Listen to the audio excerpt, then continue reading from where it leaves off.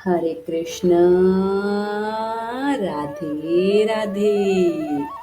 आप सभी का स्वागत है मेरे YouTube चैनल किस्से किरदारों के में। और आज की कहानी का शीर्षक है पिता का प्रेम और जीवन की सीख। तो आइए इस कहानी को शुरू करते हैं।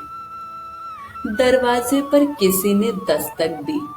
70 वर्षीय वृद्ध रोशन लाल जी ने पुकारा, अरे आ रहा हूँ भाई, आ रहा हूँ। गैस पर बन रही दाल को धीमी आंच पर रखा और दरवाजा खोला। कौन है भाई? कहते हुए उन्होंने बाहर देखा। दरवाजे पर उनकी अपनी बेटी पूजा गोद में एक नन्हे से बच्चे को लिए अव्यवस्थित और बेसुध सी खड़ी थी। पापा, मुझे क्षमा कर दो, मुझसे बहुत बड़ी गलती हो गई थी। यह कहते हुए वह फफक फफक कर रोने लगी।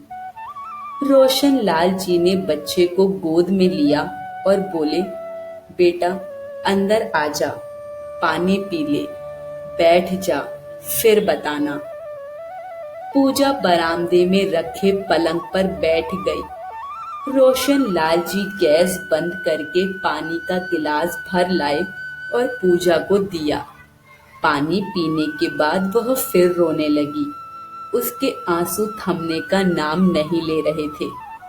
पापा, अगर मैं अकेली होती तो कहीं भी चली जाती, कुछ भी कर लेती, पर इस मासूम को लेकर कहाँ जाती, इसे कैसे सुरक्षित रखती। इसलिए आपके दरवाजे पर आ गई। इस दुनिया में मेरा है ही कौन? रोशन लाल जी ने गंभीर स्वर में पूछा, तुम्हारा वह पति कहाँ है जिसके लिए तुमने मुझे छोड़ दिया? मेरे सम्मान की परवाह किए बिना चली गई थी। तुम्हारा वह सच्चा प्यार कहाँ है? पूजा सुबकते हुए बोली, पापा, वे लोग बहुत बुरे निकले। विवाह के तुरंत बाद ही उनकी असली सच्चाई मेरे सामने आ गई थी।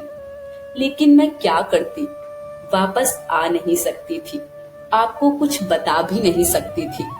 यह सोचकर सहती रही कि शायद मैं सब कुछ ठीक कर लूंगी, पर मैं नासमझ थी। मेरा पति विनय कोई काम नहीं करता।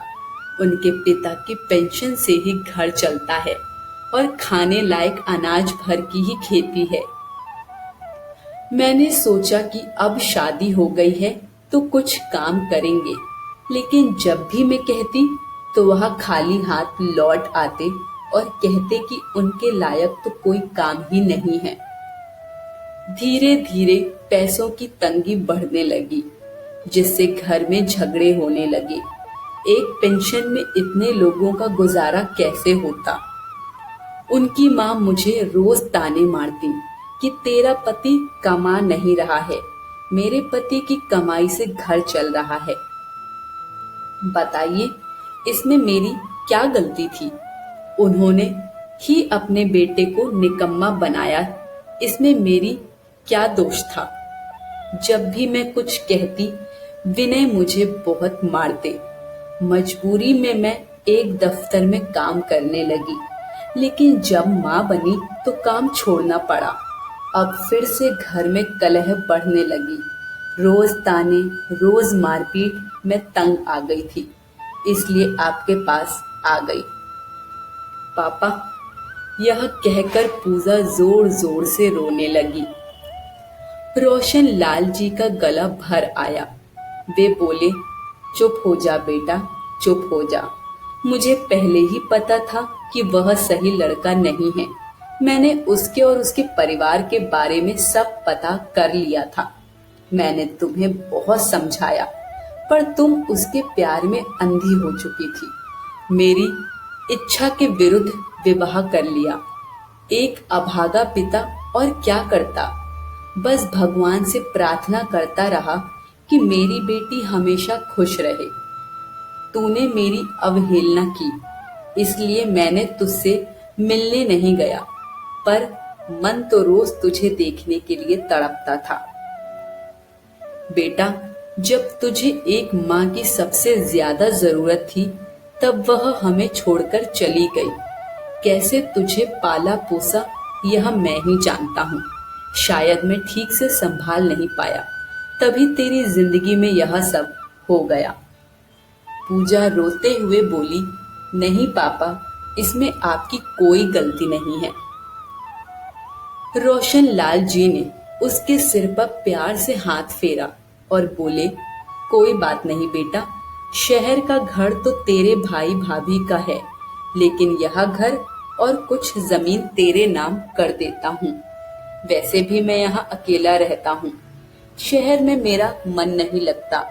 अब दोनों बाप बेटी यहीं रहेंगे। तू चिंता मत कर, तेरा पापा अभी जिंदा है। पापा, पापा कहकर पूजा अपने पापा के गले लगकर रो पड़ी। रोशन लाल जी भी अपने आंसू नहीं रोक पाए। दोनों बाप बेटी एक दूसरे से लिपट कर रोने लगे। अब पूजा को एक सच्चा आश्रय मिल चुका था। शिक्षा। यह कहानी हमें सिखाती है कि माता पिता का प्रेम और अनुभव संतान के लिए सबसे बड़ा सहारा होता है। कभी कभी हम जीवन में भावनाओं में बहकर गलत निर्णय ले लेते हैं, लेकिन माता पिता की ममता और धैर्य हमेशा हमारी रक्षा के लिए तत्पर रहते हैं। माता पिता की सलाह को अनदेखा ना करें, वे आपके सबसे बड़े शुभ चिंतक होते हैं। आज की कहानी यहीं समाप्त होती है। कहानी पसंद आई हो तो कमेंट बॉक्स में हमें अपना फीडबैक जरूर दीजिए। वीडियो को लाइक शेयर करें और चैनल को सब्सक्राइब करें। सभी को हरे कृष्ण, राधे राधे।